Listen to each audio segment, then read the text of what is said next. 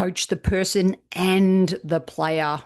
That is what we are talking about today on the coaching podcast with tennis coach Mike Sell. Mike attended the University of Georgia, where he's a four-time singles All-American and was ranked number 6. He received the Arthur Ashe Sportsmanship Leadership Award in 1994. He's an accomplished tennis coach and former professional tennis player himself. Worked with several top athletes, including John Isner, Tommy Paul, Serena Williams, Donald Young, and Monica Seles. He has served as the lead national tennis coach for the USTA Tennis Association and the assistant tennis coach for the US men's and women's teams at the 2012 Olympic Games in London, where they captured 3 gold medals and 1 bronze. So he's got a bulk of experience, and we actually met in Prostějov in the Czech Republic when we were both the coaches of our respective countries. And I can't wait to ask Mike more in-depth questions about his experience in coaching at the elite tennis level. So let's get started. Hello and welcome to the Coaching Podcast, coaching for success in sport and business. Your host is Emma Doyle, the energy and high performance under pressure coach who is a world leader in unleashing human potential. Buckle up for this high-octane session. Let them have it, Coach.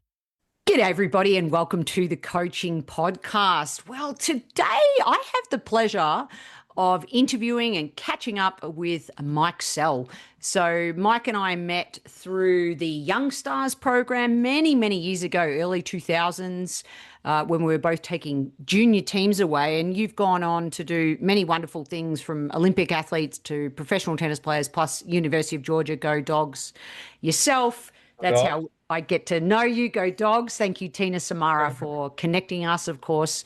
All-American, et cetera, and you've played on the tour as well as coach on the tour. So listen, Mike, welcome to the show. And I always start with a quote. And I've been thinking a lot, the French Open's on at the moment, about what quote I was going to go with for you. And I've chosen something, I don't know if you've seen this movie, but it's one of my favorite lines from Morgan Freeman the movie's called Along Came a Spider.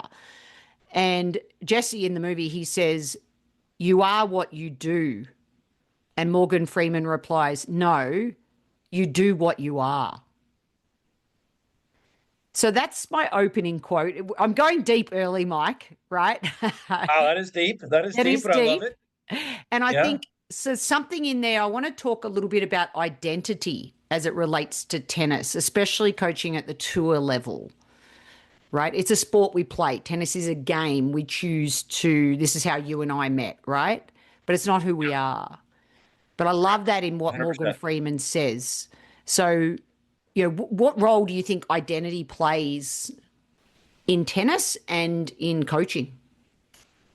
Well, I think identity is, everybody has hopefully their own identity. It's tough for coaches. Yes, I think we have our own identity. We try to display that and instill some of that into our players. We're supposed to be the elder ones, hopefully the more mature ones. And depending on, obviously what type of player and person, that you happen to be coaching, teaching, involved with at the time. I think tennis is becoming not only specific, but it's becoming more well-rounded. So I think hopefully my philosophy from a coaching standpoint is know your player. And I think hopefully that goes into not only teaching them tennis, but also teaching them about themselves as well. And I think tennis is becoming a lot more specific off the court, which I think involves your quote with the identity aspect. So I think once these young players understand themselves better, I think that only amplifies their development. Absolutely. And it doesn't matter whether you're playing at the elite level or the recreational level. It's amazing when someone I've been working with recently came to me and said, "I got absolutely slammed, like love 6, 1-6, absolutely smashed." And all those words, slammed, smashed, and it was really weighing on this particular player. So let's go there. Like, how do you support when someone's having, especially on the road, loss after loss after loss? So yeah, talk a little bit more about what are some of your go-to things to help support people through that, and especially as it continues to relate to identity and people not taking that on. You know what I mean? Oh no, 100% it happens. I mean, even on the pro tour, even the juniors now, you go in there and only one person obviously wins a tournament. But when they get into a situation where they get rounded or, loss after loss after loss, it's more let's take a step back. Let's look at the bigger picture. Why are you playing tennis?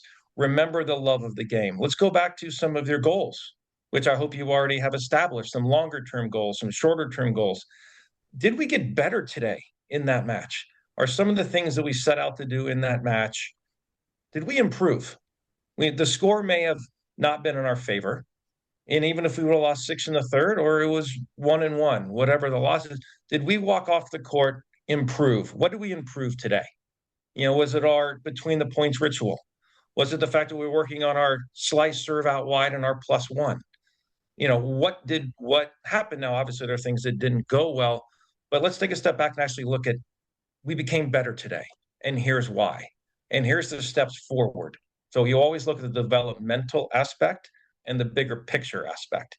And that even includes with the professional, not only just from a junior standpoint, collegiate, I think at every level, I think that's an important step to take each and every time. I think it's tough to come right off the court and get into a deep conversation. Let's decompress a little bit. Let's take a breath to be able to articulate, kind of what happened. And I think hopefully the coach will have that understanding and the player will be able to listen, and have that understanding and walk away, feeling actually a lot better about themselves because they did get better. Yep. Yep. And just a great question. What did we improve today, no matter what the situation is? I love that question. And even you're the co-director at Live to Play Academy, LTP, and the director of Live to Play, the pro program. Yes. I like Live to Play as well. It kind of taps into, and the word play and the word live, two things I'm very passionate about. Waking up every day and living the best story of our life. And tennis is a game that we play. It's a sport we choose. So that's sort of wrapped into everything we're talking about. Tell me about let's go back to, I want to know about a young Michael. Tell me about little Mike, and what were you like growing up? Were you super competitive, or did you live to play, or did you have to learn that? Tremendous question. I mean, I was fortunate to have three sisters, one older and two younger that, it kept us all grounded. I mean, my parents did a phenomenal job of, supporting each other. I would go to my younger sister's practices and tournaments, and they would come to ours, and we would practice together. We would play together, and I think for us, we played different sports as well. We played some team sports, and I think my parents' philosophy was about preparing to play rather than did you win or did you lose, or what is your ranking. It was always the preparation of, and I think that carried over to my work life. Maybe relationships off the court. I mean, everything was about preparing and doing the best that you can. I wish I did a better job preparing for my tests in school. But from an athlete standpoint, yeah, I was never pressured into doing anything. I played 3 years of basketball in high school, which I loved, but I did that intentionally. I did that purposefully. I practiced, studied. I was outrageously competitive, but like you said in the very beginning, that wasn't my identity. I wanted to be a son, I wanted to be a brother, and I wanted to, really be a good family person first, and then came the sports and all that. I mean, having those three sisters, do you think, I'm reading here that you received the Arthur Ashe Sportsmanship Leadership Award in 1994. There's something there within your personality, and I noticed it from watching you coach, especially when Donald Young was in that under 14s championship, the way that you were with the boys, you were very calm and, in quite challenging situations. I think you won so many of those rubber head-to-head ties 2-1. It wasn't like you won easily that year back in 2004. So tell me about this sportsmanship or sportspersonship, and what are some of the ways that you can subtly instill life qualities in the athletes? How do you do that without just saying, hey, be a good person or pick up after yourself? How do you do that without telling? Or can you? I mean, that's a good question. I think everything kind of circles back to, kind of knowing your player. And obviously, I think coaches know that, or successful coaches know that they have to have good players as well. So a lot falls on the player as well that actually makes the coach look good rather than the other way around. So um, my mom is instilled in me, you have to walk in the other person's shoes first. And whether it's a 14-year-old at in the academy, whether it's a 14 or a pro, it's like you have to know your player, walk through their shoes, see how they see it, so then therefore I think you can help them understand each challenging situation that's in front of them, whether it's the deciding doubles match, that decides your college match or your junior tournament that you're at. We have to have this calming presence. I know they want to win, so it's if they want to win so badly and we're sitting there pumping our fists, that may give them extra adrenaline. We have to be that flight attendant during a turbulence, where they have to be calm during it to where we're shaking. Our coaches, I think, have to have that ability to have that calming presence, but also that security to allow them to achieve what they are able to achieve. Can you share a story about Donald Young? Like, what was it, especially, because I was right there at the World Championships that year. Like, what was it about him as a under 14-year-old that what button were you able to sort of push that you also saw that maybe play out when he was an adult? Yeah, Donald was, obviously a tremendously high level junior. The one thing with Donald, he loved to compete. He loved when things are on the line. He was able to raise his level, as they say. He wants to be in that position. He wants to be on that court to where other people may be like, oof, I'm a little nervous here. Donald thrives in that moment. And I think as a young boy, very mature, from that aspect of it. And so to have someone who wants the ball, to want to be in that last match I sit back and I make sure that he's kind of organized with what he needs to do tactically. But I mean, from a competitive standpoint, I knew that he was going to thrive in that moment. Yep. Uh, Let's go over to working with Monica Sellers. Mhm. I certainly have only met her to say hello, right? So I don't know her at all. And from the outside looking in, one of the hardest workers one might suggest going around, hitting ball after ball. In fact, I read stories that she really didn't even want to stop training at times. So talk me through your experience with her. I'm just, again, your philosophy, know your player, right? So I guess I'm asking for all different types of examples of people you've worked with to really help this message hit home for our audience. I mean, Monica, as successful as she was a 10 times better person. I mean, she was a phenomenal human being. I mean, it was an absolute pleasure, but she drove you. Um, she, I remember, right out of the gate, working with her, talking with her, going over different philosophies, how she's worked. Obviously, she was very successful even just before, I got there. But she still wanted to learn. She still wanted to learn how to do certain things on the court. And as she did things repetitively, and she had to practice those shots that she needed to execute in a match over and over and over again. Um, she pushed you. She wanted to know everything about her opponents, and we got to a stage to where, my gosh, you had Serena, Venus, Capriati, and Davenport, and Clijsters, and I'm going to list out many Grand Slam champions that we had to compete against, and it was daunting. The level of tennis is unbelievable now on the women's tour, but even back then was amazing. And she wanted to learn and know everything about everybody, so she can go out there and compete. And she wanted to grow as a person, which as a player, which was shocking to me as kind of a younger coach at the time. I really had to hop into the deep end to help her grow as a player. And it's not easy to where, I mean, she had to get to the semis or finals of a Grand Slam. If not, it's like, well, what's going on? And so she had that extra pressure on her own end.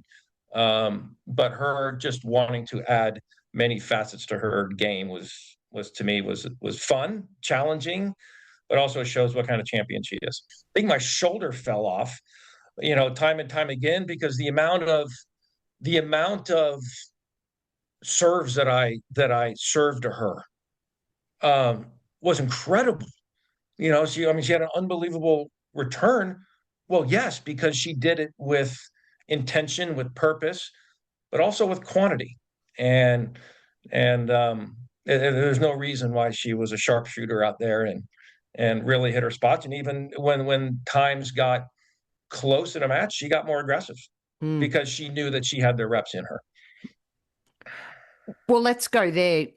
Intentionality, purpose. I know, right now, thank you for taking this podcast interview in Amsterdam. You're there with Emma Navarro, who's, you were saying about that, even her coach, Peter, who's been the development coach since she was the age of 15, that he doesn't do anything without intention and purpose.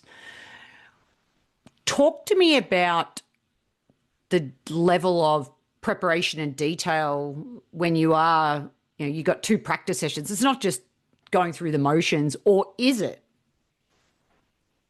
No, it really isn't. Throughout all my years of coaching, always organized, always prepared when I go out. There's a list of things that we're working on that day for a specific purpose. In all my years of coaching, I only can tell on a handful that I got through the entire practice of what I wanted to accomplish, because it always veers, it always goes in a different direction. You always want to know how they're doing. Sometimes they're doing great. Sometimes they need to work on, things more that we want to work on. And I make sure that we get stuff accomplished, and maybe they want to put it into a point play, or maybe they want to get the balls fed, whether it's racket or hand or whoever. So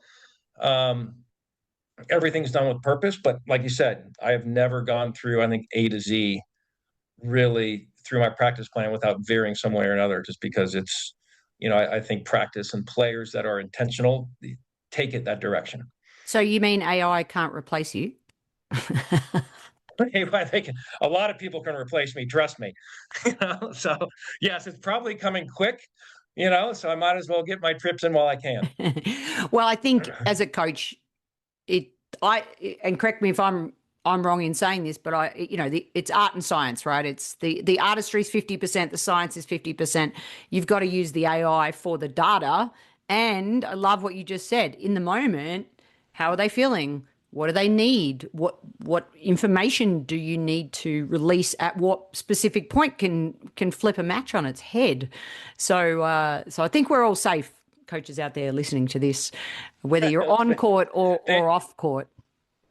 There is a big human element with coaching and teaching, so I think we're massively safe. Yeah, I'm with you there. All right, so let's go to your biggest bugbears. Let's talk about things that what do you not like seeing as a coach? Wow. Well, can I take it a different? One of my biggest pet peeves in tennis. It was when the ball kids get your towel. You should be able to get your own towel, but it's the way the player gives the ball back to the ball kid. The tennis players got in such a habit of just looking at their tennis balls and rolling back the next one so the other one has to pick it up.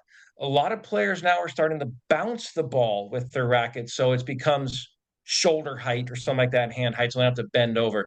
But there are still players that just hit it and roll it back like, here, go pick it up. And that is one of my biggest pet peeves, and it drives me up the wall. Well, I was a ball girl for 6 years, so I am constantly still analysing the ball kids. I mean, granted, I was mainly at the net because I was a little short, but thank you for saying that. And they do a great job. All those types of things. I mean, what about the lines judge still having the human element at the French Open? What are your thoughts on that? I thought that was interesting because I think a lot of other thousands and slams, from what I can recall, have Hawkeye. Um, I was initially sad, to see all the Lions kids. I mean, these are humans that want to be on the court. They want to see firsthand. These players play. A lot of them are tennis fans, and stuff. Either they're doing it for second jobs or as a hobby, or just love the game. So I love seeing it. It feels weird that almost the only slam there is, it's on clay, and you can actually there's a mark there that you don't need necessarily that human element because there's a mark. Um, but I just find it kind of strange. Do I wish they were there? Yes, but I still feel like they're the last ones to do it. So, I like consistency. So I like to see if one slam does it, I like to see a lot of other slams do it. So at least from Yep, a player standpoint, it's yep, the players have to deal with enough change like the balls and the courts and yep, surfaces and all that stuff. So, I think that's one of the things that's controllable by the tournament. yep. What's the biggest lesson that you have ever learned as a coach? I know we have many and we fail all the time as coaches as well. But was there one that was a bit of a sliding doors moment for you as a coach where you went, ah, now I get it, or something along those lines? And I don't think I've ever gotten it. I think hopefully coaches or teachers were never at that stage. I think hopefully smart enough to know that this game's always evolving. There's a couple definitely eye opening moments for me. College, we hired Alistair McCaw, champion minded, to come in and kind of do an overview of me and of the program, from his standpoint. And any one of his when we wanted to do was analyze how we coach on the court. And obviously in college, there's either three matches going on for doubles or six going on initially for singles. And I remember him coming off the court um, one time, and we had one of our pretty good players. He goes, "Why were you trying to motivate her so much and pump fist her so much? She is the most competitive person out there. She needs direction, not motivation. You're going, overboard." And I stepped back and I was like, "You're right." You know, I do my practice plans. Like in college, we did our practice plans per individual. So maybe court A is doing something different than court B because they have different game styles and different needs for development. They need that rather than the cookie cutter. Everyone's doing the same thing, or everybody make 100 balls in a row, et cetera. I don't, so he told me that, and I was like, "You're right." And it's obviously knowing your player. And at the time, I was so wrapped up in the match, that I'm like, no, this is, I need to help my player a little better than that. Mm, That was kind of a memorable moment, yep. for me. That and another one of my also things is overcoaching, is making sure that that one, I don't talk too much when I deliver my message, because you don't want to obviously break the pattern of practice per se. But it's also overcoaching. Like the last thing you want your player to be is like, "I have too many thoughts in my head." And I think that's kind of also one of the things that I make sure that I'm very cognizant of, Mm. every time I go out. Or it's definitely, running joke, of course. I always say that I had verbal diarrhea as a young coach. So if you're listening to this and you think maybe I talk too much, look, I did it as well. Uh, be vulnerable and self-reflect. And I Yeah. love that having someone from an outside in no matter what level you're coaching, give you Yes. feedback, watch you coach, or even just record yourself coaching, and think about how much verbal information you are feeding, which is often with great intention, and not necessarily with the way people learn. Teaching versus learning is a topic I'm very, very fascinated in, and like you, I'm a lifelong learner as a coach. All right, so with that in mind, let's go to our holy grail question of coaching, which is in one to a maximum of 3 words. What do you believe makes a great coach? Know your player.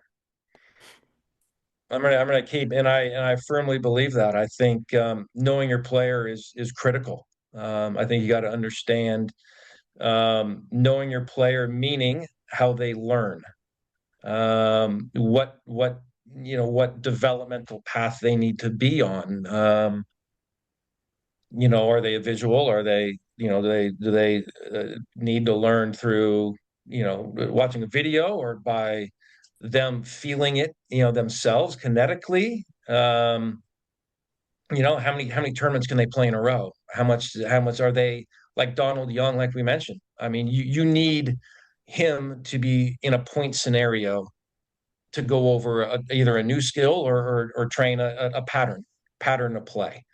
There's some people that need a lot of repetitions. So it's like knowing your player with how they learn. Do they need a lot of reps? Do they need a short amount of reps? Do they need to play or drill? And I think knowing those personalities, knowing how they do it, I think it's critical. So even on the road, is tennis an individual sport or a team sport?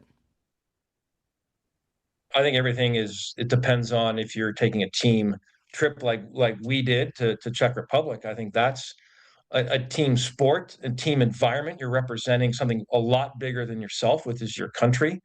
Um, and you're also there a representative, looking at you on other countries to look at, okay, what are they doing?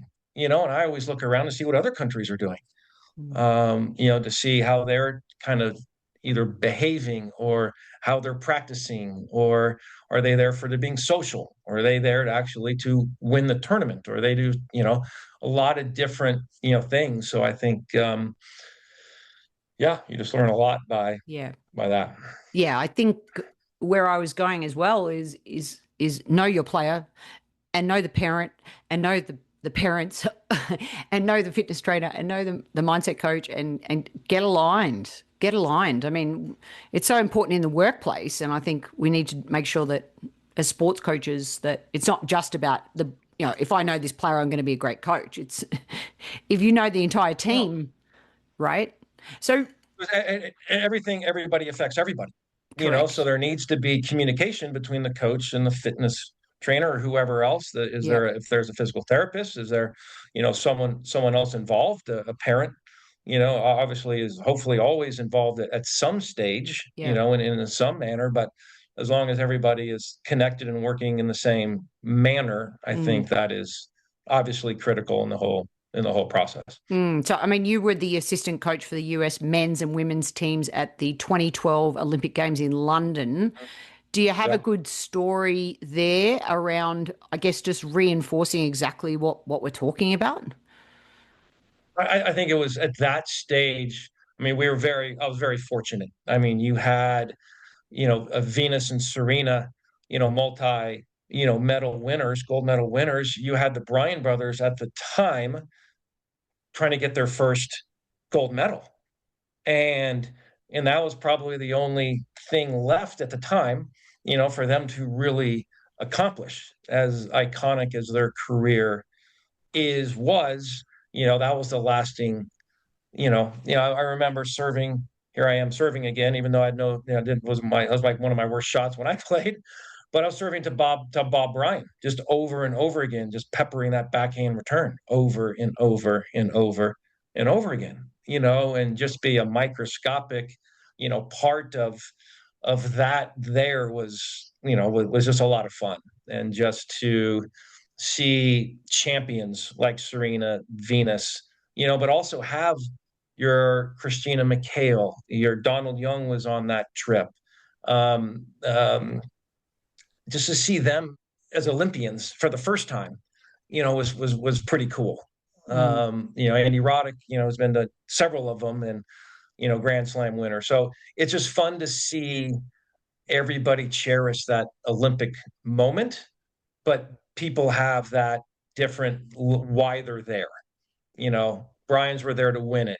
Venus and Serena were there to win in many different levels. Lisa Raymond, multi Grand Slam champion, was got a bronze, in mixed, and looking to get more, and as accomplished she was in singles and obviously in doubles. So, and then the people that are there for the first time, you just see that excitement, that joy going with them. And we didn't stay in the Olympic Village, but to go there and visit the Olympic village, to go to opening ceremonies and walk through and see the excitement was very cool on many different levels. Yeah. And when you are peppering the backhand, right, do you layer pressure into practice? Because I do think, from my experience, like it's under manipulated in practice. I mean, I'm not saying you can reproduce it at like you're wearing the green and gold tracksuit or the US tracksuit. There's no greater honor and there's no greater pressure, right? And what are some of the ways, if you do, layer in pressure in practice? That's a great question. I mean, even someone like Bob, I mean, I don't think I needed to, knowing your player, he knew what he needed to do. He knew what he needed to accomplish. I needed to make the serve, stuff like that. I needed to get him the reps, stuff like that. Someone else, some other players, knowing your player philosophy is, like I said, do they need to, they need only like 10 of them. Do I need to put them in a point? Do I need to tell Donald Young you need to make 10 returns past the service line? If not, that's all you're getting, or you get a smoothie afterwards, or, as a 14-year-old, you incentivize, certain ways to make sure that they get the quality reps, to make sure it's intentional, to make sure it's purposeful, to make sure each ball, because ideally what we want to do is not have a wasted rep. We want to leave the court better than what we came on, Yeah. so therefore, how do we get them in that mode? Yeah. So we're talking coaching, we're living, breathing coaching, and for you to be intentional, for you to have practice plans, and for you to do the research on the players, Yeah. and all of a sudden you're married to a woman who's also a coach. So let's go to life balance. Let's go, at the evening dinner table. Like, how do you, as the co-head coach when you're at Louisiana State University, the women's tennis team. Are you talking tennis? Do you have a button where you can switch it off, or how do you find the balance, or is there one? No, I mean she's a damn good coach too, and thankfully we see it a little differently. So it was fun because I learned a lot, from her, which how she sees things. She's able to see multi courts for college. My eyes have been trained for one court, so then when I see one court and go to the other, she's like, well, did you see what she did after the point? I was like, sorry, sweetheart, I didn't. I moved my eyes to the next court, to where she sees things, and she's a heck of a college coach, a technical coach. She delivers a lot of great things, but when we got home, there was like a separation. We always drove home in separate cars, because that was our kind of decompression, almost into, back into family life, and Yeah. stuff. And even though there's love, respectability at work, where we did a lot of it, we tried to leave home as Yep. kind of our getting away from tennis. Even though I'm a tennis junkie, I love watching tennis. I love Yeah. watching videos. I love the looking at results and stuff like that. I had to, put that aside and leave that for the office. Yep. So, given all your experience and, from juniors to the college to the tour and Olympic coaching, what have the very best players taught you about yourself and about coaching? Wow. That's a tremendous question. I mean, gosh, there's been a lot. I mean, there's been a lot of influences in my life, parents had to have been number one because they didn't push me, but they put up a wall in my garage, you know, and so then all of a sudden I see it every time I come in, and they kind of like they lay the seed for you to go get, the get your work done first mentality, the you get up early. If you want more sleep, go to bed earlier. Philosophy. So they taught me all these simple but impactful things early that I think helped me out, later. Mm, To where like when I'm on the road here, it's like, okay, let's get organized with what I need to do to get ready for practice the next day. mm, And I think that the organizational skills, the professionalism, I think coming from a house of tennis players like my sisters were, and I think, there's a lot of talk with them. There's a lot of reliability, and I can, bounce things off them. So I think I was lucky to have a lot of things instilled in me early to help me. Not only that, with patience. yep, Having three sisters, you need patience.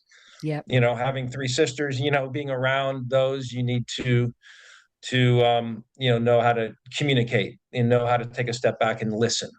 And I think that also listening is probably one of the biggest things that I've learned, with the player, because you won't learn anything more than what comes out of a player's mouth and how to articulate that. And you can only learn that if you ask great questions. Questions are the answer. There's Which you're doing now. So, well, because they fascinate me. Questions fascinate me, and this is a great opportunity. The podcast has improved my ability to ask questions, and listening and knowing your player and laying the seed. So good, so good. And so, and what, like, just and so rounding off that second part of that question, like, what have the very best players taught you about coaching? I think it was interesting. I was with John Isner at Wimbledon, and we drew a lefty first round. I thought it was Manarino, who was lefty, but I thought it was that same year as I recall. And so we're going around. I'm like, geez, who's a good lefty to practice with? There's a guy in Spain that's not bad, lefty, not Feliciano Lopez, but I think there's Rafa. So we ended up practicing with Rafa one day. And I think Rafa has now, I don't think, practiced with John at the time. So he was intrigued by practicing with someone like John. John's warm up was a lot more intense that day than it was most days. Now, John is very, I'm going to say he warms up well, and when he goes out there, obviously he has to. He takes unbelievable care of his body, his nutrition, and so forth. But that day he was a little extra, let's say. And I'm like, John, what's it's Rafa brings that out in people without knowing that. Just what Rafa exudes on the first ball that he hits. And I think he just elevates everybody around him with how he is when he plays his matches, how he is when he practices, the intentionality in which he goes about things elevates everybody else. And I remember I was about as fortunate and lucky as I could when I was down in Australia playing qualies of Australia one year, and Brad Gilbert comes up and goes, "Hey, do you want to practice with Andre tomorrow?" Like, there's no bigger automatic yes than that. He goes, "But make sure you get a 20-minute warm up before you go out there, because Andre doesn't." He goes, he fires away right out of the gate. And so, like, and then all of a sudden, my mind goes straight into, wow, okay, this is an unbelievable opportunity. But now my focus is way better. But I'm like, why is my focus way better against Andre when it is against someone else?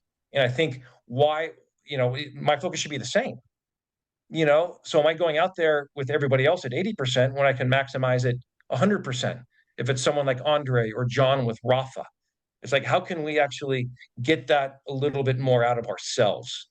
And I think hopefully that made a big impact. Those two instances made a big impact on me, not only from my coaching and how I approach coaching, but also, and I'm hoping in my personal life as a husband, as a father, as a son, as a brother, cousin, and as an employee at LTP, am I going to work every day with that mentality, like I'm about ready to coach, Rafa, as I would any of the academy players, which is to me equally as fun, Yep. equally as challenging. Yep. And just as we wrap it up, we have a Yeah. large business audience as well, business managers and leaders. And, what are your thoughts on the coach as a leader, leader as coach? It's a workshop that I run very frequently. Everything you're talking about, know your player, insert know your employee, or insert know your team member. So have you ever come across a leader where you went, God, that person was so impactful that, because they had a bit of a coaching style? Or, what comes up for you when you think of a great leader? And what's the crossover with coaching, if you believe there is one? To me, a tremendous leader is part of everybody else. A leader doesn't give directions. A leader asks questions, listens, is the one out there helping squeegee the courts when the court's wet.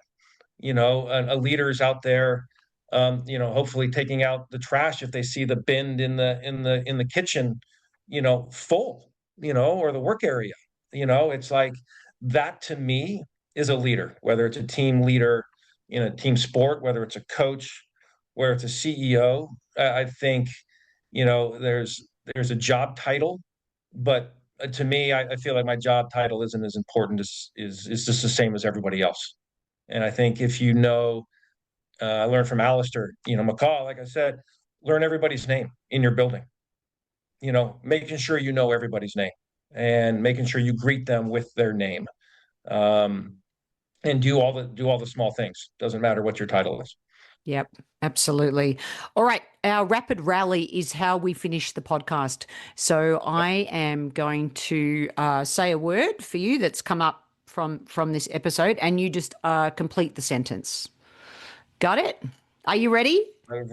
I believe so. I have no choice. All right. Let's go with always adapt. Always adapt to the people, to your surroundings. That doesn't mean the bad scenarios. You always stay true to who you are, and hopefully you elevate the room that you're in.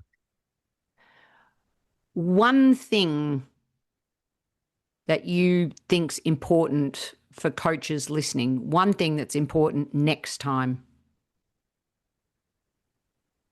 Come prepared. Next time, come prepared. Love it. And finally, as a coach, it's important to evolve.